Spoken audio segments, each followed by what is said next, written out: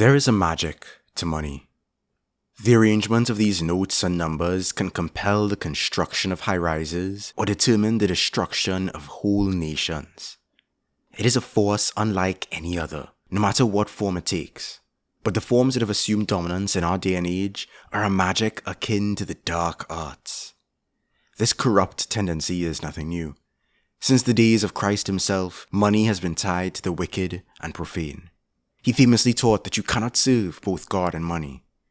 When one utters the phrase, "I cannot afford to," it is an expression, or perhaps an incantation, that encapsulates the barrier that money places on our actions, abilities, and access.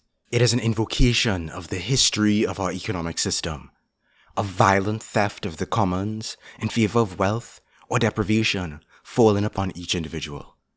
The luck of the draw determines whether you own or whether you must pay to use.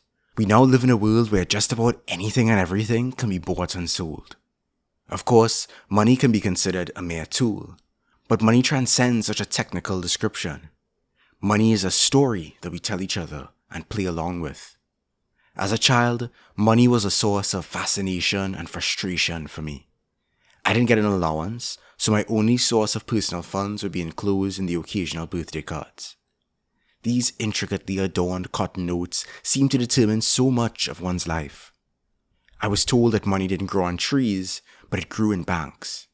Its cold calculations could dictate your access to food, clothing, and shelter. Basic needs locked behind a paywall despite the world's apparent abundance. To have it or to lack it would make all the difference. Thankfully, my parents already met my basic needs, so I held tight to the little money I received, fearful of losing it all and being destined for a future as destitute as those I saw on the streets. I despised and desired money. As I grew older, work experience, economic necessity, and political radicalization coincided to intensify my conflicting feelings around money. In my political journey, I felt drawn to communist anarchist tendencies, excited by the idea of a moneyless society. Over the years, I've written about the potential of a revitalized commons, a library economy where all can access and use the things they may want or need to live a good life. This forms only part of my eternally incomplete economic vision, of course. As I've become more of an anarchist without adjectives, a seeker of synthesis, I've lately been considering the potentials of money as a technology, stripped away from its corrosive capitalist context.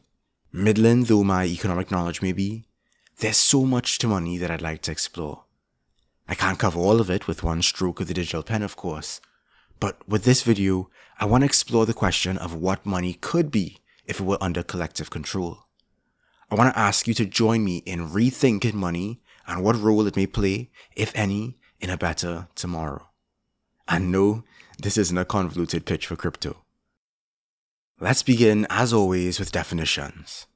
Money is a medium of exchange, a unit of account, a store of value, and a standard of deferred payment.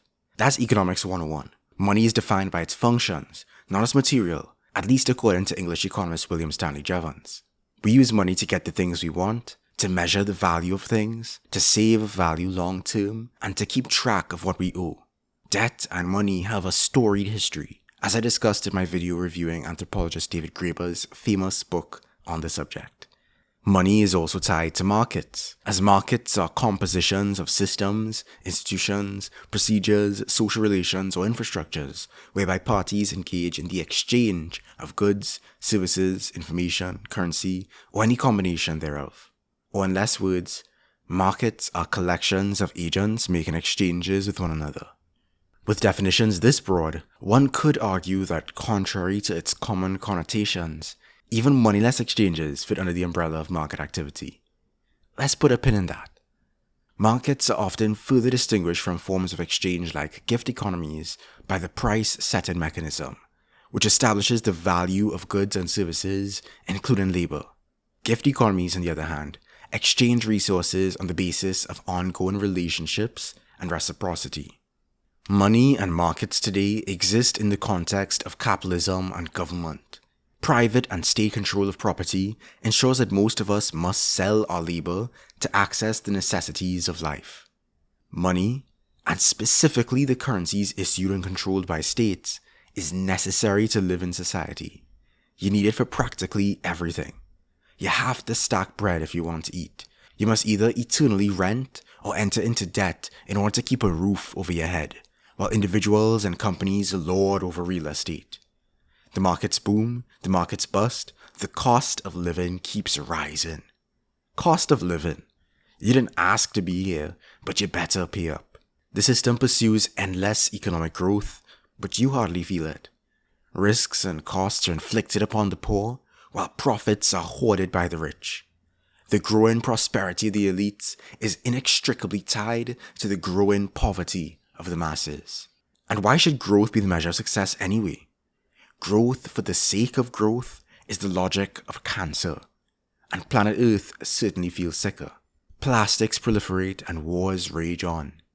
Liberal economists might celebrate the value-setting mechanism of price in the capitalist free market, but this system fails to fully account for the costs incurred by the exploitation of societies and ecologies across the world. The price of your Timu sweater certainly doesn't reflect the topsoil loss, ecosystem pollution, species endangerment, carbon emissions, imperial injustice, and exploited labor that went into it. Long-term costs for short-term profit. The earth is reaching its limits. The system must not go on. Completely understandably, money and markets get a bad rap among radicals, intertwined as they are with the functions of capitalism and government. But is it possible for money and markets to find a place in another sort of society? To be part of the solution? To reflect and embolden our autonomy and mutuality? Can money and markets find a place in anarchy? In case you're new to the channel, allow me to introduce you to the philosophy and practice of anarchism. Far from the popular image of violent chaos, power vacuums, and competing warlords, anarchism poses a very simple question. How do we relate with each other as equals, without hierarchy? This question has positioned anarchism against capitalism, government, patriarchy, white supremacy, and every other system which privileges or gives the right to command to some over others. But anarchism is not solely oppositional. It isn't just against the system. Anarchism is about the journey to something better. A world organized through free association, where individual autonomy is respected and our mutual interdependence can manifest without domination. There are many focuses within anarchism, cross-pollinations with other schools of thought, and varied visions of how anarchy might work. As a synthesist anarchist, I'm open to exploring them all and seek to reconcile them where I can, hence the focus of this video. I first learned about anarchism through its most popular and sometimes considered default variant, communist anarchism. But the from each according to their ability to each according to their needs approach is not the totality of potential anarchic economic arrangements. Though much less popular, there are anarchisms which do not preclude the existence of non-capitalist markets and currencies in anarchy.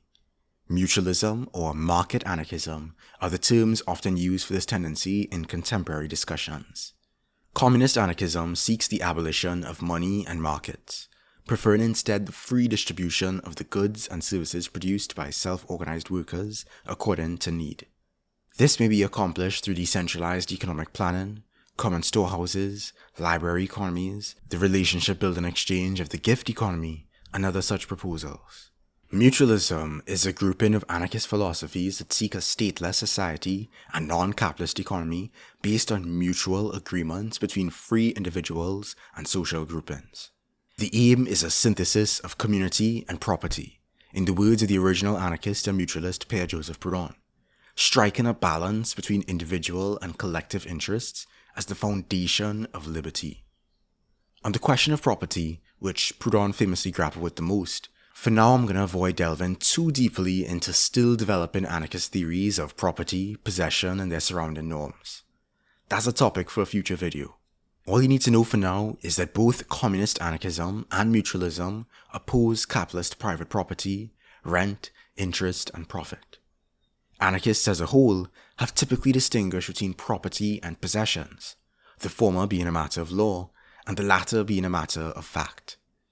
Generally speaking, what aspects of today's personal or collective property that we may wish to retain, like homes, bikes, toothbrushes, farms, and public parks, may be recognized in anarchy through negotiation or occupancy and use, rather than legal deed and state violence. Communist anarchism emphasizes common access or ownership of the means of production and the products of labor. As anarchist Peter Kropotkin put it, all belongs to all.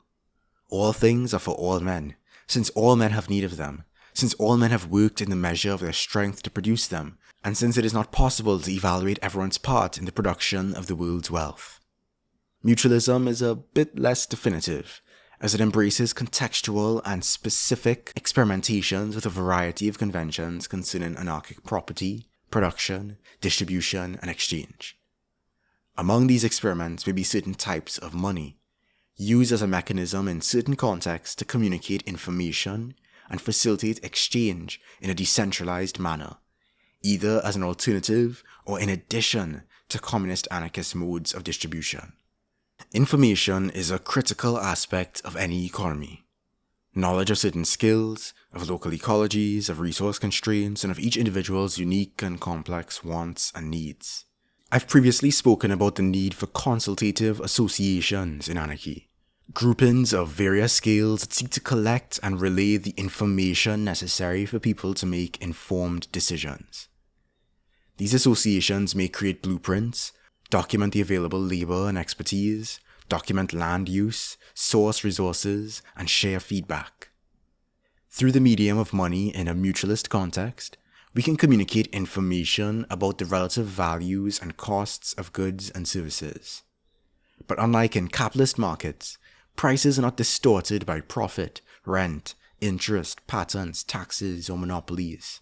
Instead, prices simply reflect a subjective evaluation of the labor and resources required within a framework of reciprocity.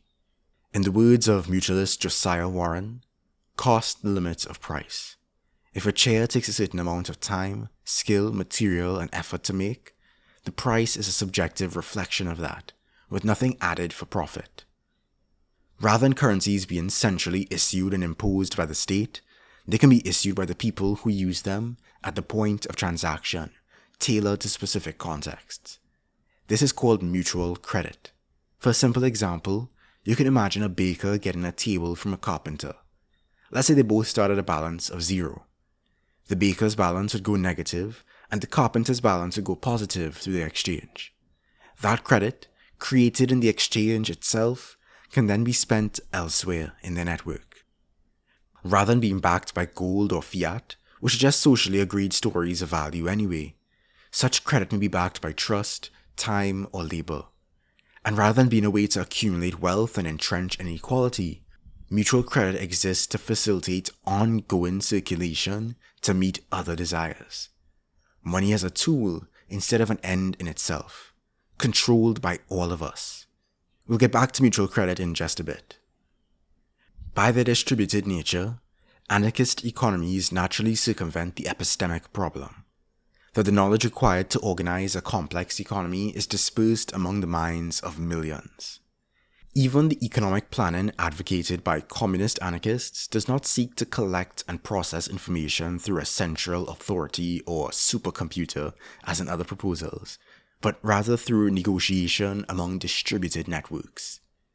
As in all anarchisms, the fluidity of free association means that agreements between individuals and associations can always be negotiated and renegotiated in response to scarcities, surpluses, opposing preferences, and changing needs. While choosing to forego pricing, there are other means by which communist anarchists may seek to communicate economic information. Common storehouses might have federated inventory systems to monitor supply and consumption. A library economy might incorporate a waitlist system that signals in real time the relative demand for various goods. In gift economies, goods and services are meant to be given without an explicit agreement for immediate or future rewards, though there is an implicit expectation of reciprocity over time, sustained through reputation, trust, and well-established social bonds within the community. Since there is some upper bound to how many relationships we can sustain, traditional gift economies may be limited in size and scope. It's generally easier to sustain that kind of reciprocity in a small community where people know each other, than across a large, more anonymous society. Even in the anarchist context of free association between equals, though, there can be difficulties in communicating the nuanced information held in each and every mind. Ever-fatiguing hours of meetings may never overcome the frustrating constraints of time and language. Anarchist William Gillis writes about this difficulty in his essay, Action is Sometimes Clearer Than Talk. No matter the structure by which conversation is facilitated, there are still fundamental constraints posed by human language, whether written or spoken. While there are some basic needs widely shared by Homo sapiens, most of our individual lives are incredibly unique. Our desires, aspirations, and preferences are not easily conveyable to other people. Consideration of and deliberation between desires can occur far faster and far more productively within the brain of a single individual than it can occur between individuals when forced through the limited channel that is dialogue. So mutualists do not exclude the possibility of markets in anarchy, as they can facilitate the emergence of otherwise inexpressible information. Markets have a sordid association with capitalism and government, but by definition, markets can easily exist apart from those systems. If markets are collections of agents making exchanges of goods, services, information, currency, and so on with one another, then mutualists indeed find the concept compatible with both monetary and non-monetary exchanges. Hence, some go as far as to propose that markets could be a manifestation of communism, strange as it may sound. As Gillis writes in his review of David Graeber's Debt, from each according to their abilities to each according to their needs is nice as a very abstract guiding light, but when applied to any non-trivial particulars, it rapidly falls apart. Human needs are simply unfathomably complex. The closest we can get in ascertaining whose desire is greater or more of a necessity in rough terms is through the decentralized expression of our priorities via one-on-one discussions and negotiations. The market, in other words. Communism through praxis rather than the attempted omniscience of committees and general assemblies. But isn't market competition antithetical to the cooperative goals of anarchism? Not necessarily. Cooperation and competition might be what Proudhon would call antinomies, enduring tensions between tendencies that must be balanced since they cannot be eliminated. Anarchists tend to focus on cooperation, our drive towards solidarity, mutual aid, and collective organization. No individual can thrive entirely alone, after all. But there is another side of the coin. Competition not for profit or domination, but reframed as a complement to cooperation. A pluralism of initiatives grounded in reciprocity. Competing ideas, preferences, and approaches providing the dynamism that resists the tendency for stagnation and conformity and expands our freedom of choice.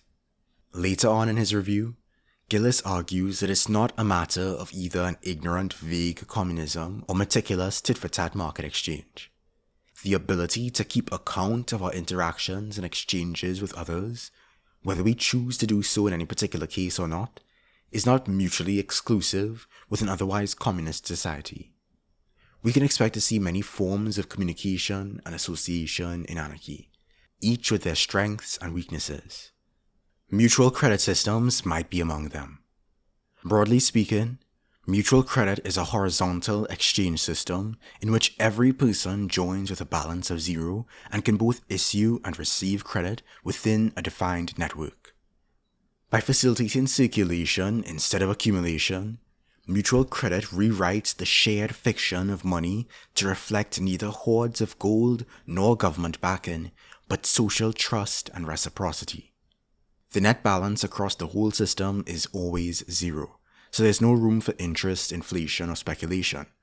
However, mutual credit may not necessarily be unlimited. A particular network may have credit limits to reduce, though never quite eliminate, the so-called free rider problem. Such limits may be set through collective agreement, or based on a person's reputation and trustworthiness, something typically unspoken in a gift economy. If someone is constantly joining mutual credit networks, taking but never contributing, they may face social sanctions up to and including being cut off by those networks. Some of you may already be familiar with the mainstream mutual credit systems like WIR Bank in Switzerland. I should probably clarify what distinguishes the anarchist approach to mutual credit, in case it wasn't obvious. WIR Bank is well integrated and regulated as a complementary currency for small to medium enterprises within capitalism. The mutual credit that anarchists propose intends to serve reciprocity among workers and their associations as part of a movement to do away with the capitalist firm, property, profit, interest, and rent entirely. Imagine a network of associations in a particular city. An association of bakers might give bread to a bike repair collective, which in turn services the bikes used by a community farm. Each transaction is recorded in mutual credit. Earlier, I quoted Warren's maxim of cost limit of price. This principle pairs well with mutual credit systems, but I wouldn't treat cost as solely focused on the value of labor. Free from the distortion of capitalist monopolies and profit, prices can be used to communicate real scarcity and abundance. While the scarcities we experience under capitalism may be in some ways artificial, some of the abundance we observe under capitalism is also constructed, often by the exploitation of territories and peoples out of sight and out of mind. Smartphones are relatively abundant and affordable today because the real costs of resource extraction, transportation, and manufacture are not carried by the end user. They are carried by the uprooted villages, devastated ecosystems, and poisoned miners of the DRC, the irradiated smelters and toxic waste expelled in China, the disastrous oil extraction powering the artificially cheap shipping in between each step, and so on, all along the supply chain. Anarchist economies cannot depend on this exploitation, as economic agreements must be made mutually beneficial by free actors. Therefore, the prices of goods and services must attempt to reflect the true costs, a subjective valuation of the time, skill, effort, and difficulty of labor, material availability, and ecological impact. As environmental and social conditions change, so do prices. What distinguishes this form of remuneration from wage labor is, of course, the absence of exploitation. Exploitation occurs when the product of individual labor or collective force is rightfully claimed by some authority. Collective force, by the way, is the power that emerges when individuals work together, which cannot be reduced to any one worker's contribution. For example, imagine a group of craftspeople working together to build a house. Individually, each could construct maybe a small shed in a week, but when they pool their skills, they can complete an entire house in the same amount of time. The output is greater than the sum of their isolated efforts. In a wage labor system, workers sell their time and efforts to an employer with the authority to claim the product of their labor and pay them wages in return. By contrast, mutual credit in anarchy enables individuals and associations alike to freely negotiate their prices as equals in a network of reciprocity. Since our desires may be infinite but our world is finite, prices and their negotiation can allow knowledge to emerge that may otherwise be difficult to articulate. That be in degrees of and changes in priority and preference. Choices come with opportunity costs in any system. Choosing to gift something to someone else means choosing not to keep it for yourself and choosing not to give it to a different person. Choosing to attend one event means choosing not to attend another event happening at the same time elsewhere. Unless this is a sitcom, in which case you try to run back and forth between them and hilarity ensues.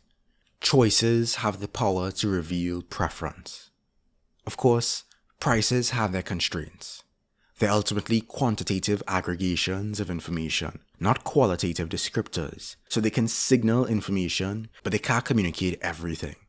And as the saying goes, you really can't put a price on everything. There's still room for discussion, agreements, distribution, and exchange apart from pricing and mutual credit. As a synthesist anarchist, one of the aspects of mutualism that I've really come to appreciate is its emphasis on experimentation with each unique context, guided by the criteria of reciprocity and justice. It rejects neither market nor planning, but insists that no system, tool, or norm is set in stone and absolute. If something stops working for us, we should be free to replace it with something that does. We can have arrangements where individual contributions and rewards are precisely quantified, and arrangements where they're not. We can have libraries of things alongside mutual credit networks. None are obligated by authority to recognize arrangements that are causing them harm. All are free to continuously question and shape their relations for their mutual benefit. There are other versions of mutual credit and other tools beyond the particular version of mutual credit that I've described, which may be more or less aligned with my particular goals. Several communities around the world have developed various local exchange trading systems, or LETs, like grassroots economics in Kenya. Complementary currency practices and proposals range from demurrage currency to time banks. Demurrage currency is a type of money designed to lose value over time in order to facilitate circulation and penalize hoarding. Time banking is a way of facilitating exchange through labor time, where each hour of labor you provide as a good or service is an hour you can spend on the goods and services of others. As Anarchy is both a goal and an ongoing practice for me, I believe we should be open to testing what arrangements can empower us to break away from the system. Perhaps mutual credit can be used to establish and scale trust-based exchange between craft collectives, mechanics, farmers, bakers, teachers, electricians, taxi drivers, theatre groups, and more. All it takes is a few people agreeing to offer their goods and services to others in the network, and some kind of ledger to establish the mutual credit system. I make it sound easy, but building trust can take time and face scaling challenges.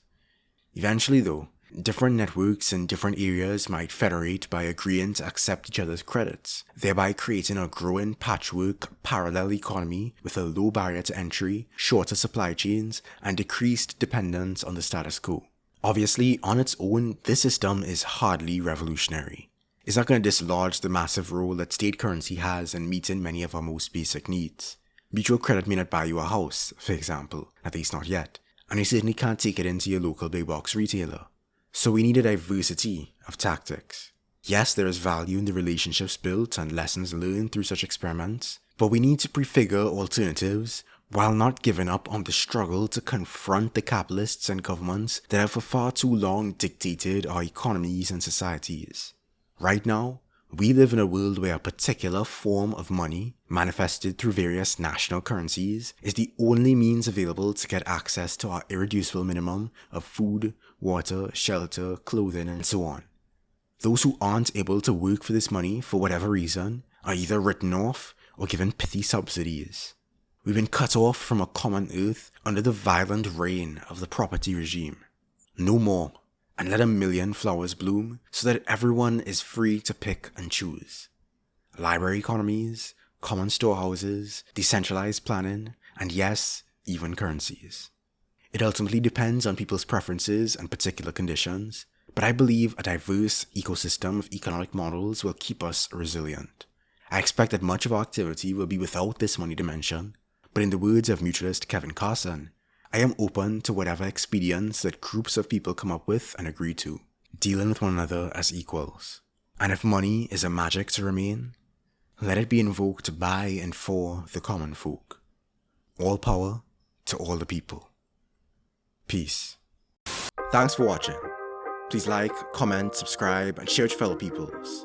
Thanks to the seedlings, the saplings, and especially the roots for making all of this possible, including our newest members, Chris, Patchwork Serenity, and Leo Hunan. You can join these beautiful humans and support me too on patreon.com/SaintTrue, or right here on YouTube with a YouTube membership. Check out my other videos for a range of radical topics. Thanks again. Peace.